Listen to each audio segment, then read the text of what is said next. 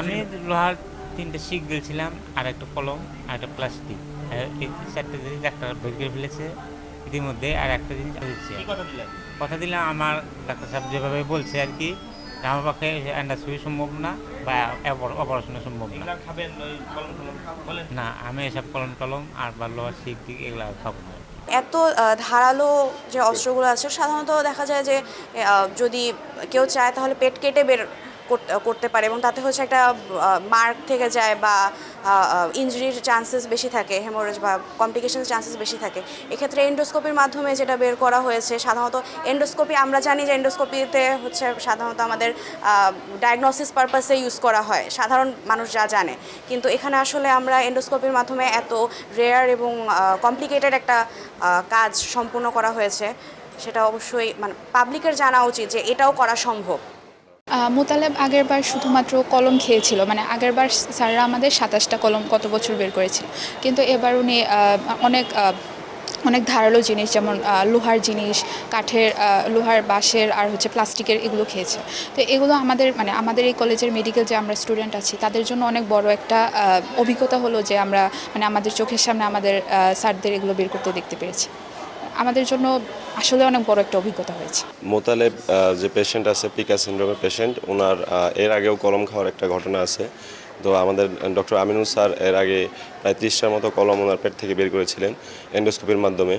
তো এবার উনি আরও ধারালো অবজেক্টগুলো উনি খেয়েছেন, এবং সেসব ধারালো অবজেক্ট দ্বারা ওনার স্টমাকে বা স্ট্র্যাক্টের বিভিন্ন জায়গায় ইনজুর্ড হওয়ার সম্ভাবনা ছিল, ব্লিডিং হইতে পারতো যে বের করার সময়। এরকম নর্মালি এরকম পেশেন্টদের যারা এরকম ধারালো জিনিস খেয়ে ফেলে তাদের পেট থেকে বের করার সময় হয়তো অনেক রিস্ক থাকে। তো স্যার অনেক দক্ষতার সাথে এই জিনিসটা করেছেন, এবং আমরা যারা ফাইনাল ইয়ার স্টুডেন্ট ছিলাম স্যারের সাথে ছিলাম, আমরা আমরা নতুন একটা অভিজ্ঞতা অর্জন করেছি, যার মাধ্যমে মানে এরকম অভিজ্ঞতা বাংলাদেশে বা বিশ্বের মধ্যে অনেক বিরল বলা যায়। তো স্যারের সাথে থেকে আমরা এই জিনিসটা দেখতে পেরেছি, এবং সামনাসামনি জিনিসটা অবলোকন করে বুঝতে পারছি যে জিনিসটা আসলে খুবই কঠিন ছিল, এবং স্যারের সাথে থাকতে পারে আমরা আরও অভিজ্ঞতা নিতে পেরেছি নতুন নতুন। তো সব মিলিয়ে আমাদের সব কিছু সফল হয়েছে, এবং স্যারকে ধন্যবাদ। আমাদের পেশেন্ট মোহাম্মদ আব্দুল মুতালেব হুসাইন, উনি গত বছর মে মাসের দিকে আমাদের শহীদ মোসরেনী মেডিকেল কলেজ হাসপাতালে পেটের ব্যথা নিয়ে ভর্তি হয় মেডিসিন বিভাগে। পরবর্তীতে এক্স রে করে তারা বুঝতে পারে যে পেটের মধ্যে ফরেন বডি আছে। আমাদের সার্জারির বিভাগে, এন্ডোস্কোপি বিভাগে তারা রেফার করে। তো আমরা তখন পেশেন্টকে অ্যাসেস করি এবং বুঝতে পারি পেটের মধ্যে কিছু মেটালিক কিছু একটা আছে। তো আমরা এন্ডোস্কোপির মাধ্যমে প্রথম দফায় 15টা কলম বের করি, এবং দ্বিতীয় দফায় আরও 8টি, এবং গত বছর আমরা টোটাল 23টি কলম বের করতে সক্ষম হই এন্ডোস্কোপির মাধ্যমে, অপারেশন না করে। এরপরে পেশেন্টকে আমরা সাইকিয়াট্রি বিভাগের সহায়তায় নিয়ে আমরা তাকে মাল্টিডিসিপ্লিনারি চিকিৎসা দিয়ে পেশেন্টকে বাসায় ছুটি দিয়ে দেই, এবং সে আমাদের ফলো আপেও ছিল। তো এই বছর গত মাসে 16 তারিখে আমাদের মেডিকেল কলেজ হাসপাতালে সে আবার ভর্তি হয় সার্জারি বিভাগে পেটে ব্যথা নিয়ে।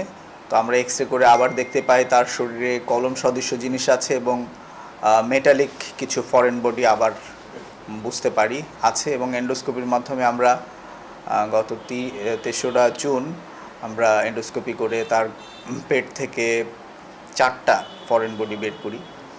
একটা কলম ছিল, এবং 2টা মেটালিক ফরেন বডি ছিল, এবং একটা বাঁশের কঞ্চিও ছিল। এরপরে দ্বিতীয় দফায় গত 4ই জুন আমরা আরও 2টা ফরেন বডি বের করি।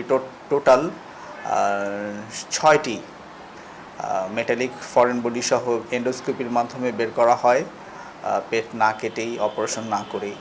আলহামদুলিল্লাহ আমাদের পেশেন্ট এখন ভালো আছে, সুস্থ আছে, এবং আমরা অন্যান্য বিভাগের সহায়তা নিয়ে আমরা যেটা বুঝতে পেরেছি উনি একটা মানসিক রোগে আক্রান্ত, এটার নাম পিকা সিনড্রোম। তো এই পিকা সিনড্রোম খুব রেয়ার ডিসঅর্ডার। তো এই ক্ষেত্রে পেশেন্টের অ্যাবনর্মাল কিছু ফুড হ্যাবিট থাকে। তো আমরা এখন চেষ্টা করছি যে পেশেন্টকে সামগ্রিক চিকিৎসা দিয়ে সে যেন ফিউচারে আর এগুলো না খায়, সেটার জন্য আমরা চেষ্টা করছি। আমাদের পেশেন্ট এখন আলহামদুলিল্লাহ ওই প্রসিজিয়ারের পরে এন্ডোস্কোপির পরে পেশেন্ট সেটেল আছে, তার হেমোডাইনামিক সেটেল আছে, সে খাওয়া দাওয়া করছে। এটা এত ধারালো ছিল, এত এত পয়েন্টেড ছিল, আমরা আসলে অবাক হয়েছি যে এত ধারালো মেটালিক ফরেন বডি, লম্বা, কলমের চেয়েও লম্বা, এগুলো সে কী করে খেলো। এটা তো গলায় এবং পাকস্থলীতে যে কোনো জায়গায় লেগে ফুটা হয়ে যেতে পারতো, রক্তক্ষরণ হতে পারতো। তো আল্লাহর কাছে অশেষ শুকরিয়া যে ধরনের দুর্ঘটনা হয়নি। এবং এই প্রসিডিউরটা করার সময় উই আর ইন রিস্ক, আমরাও রিস্কে ছিলাম যে এটা আনার সময় আপনি জানেন পাকস্থলীর পরে খাদ্যনালী আছে এবং মুখ গহ্বর আছে, এখানে আনার সময় যে কোনো জায়গায় লেগে সেখান থেকে তীব্র রক্তক্ষরণ হতে পারতো। তো সব কিছু প্রিপারেশন আমরা নিয়েছিলাম, আমাদের অ্যানাস্থেটিস্টও পাশে ছিলেন।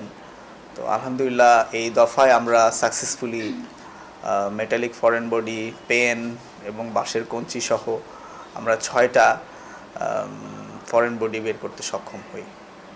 আপনি জানেন পিকা সিনড্রোম এই রোগে পেশেন্ট খাবার ছাড়াও কিছু আনফুড যেগুলো সাধারণ খাবার না, যেমন মাটি, ফরেন বডি, চামচ, কলম, এগুলো রেয়ার কিছু জিনিসপত্র তারা খেয়ে থাকে।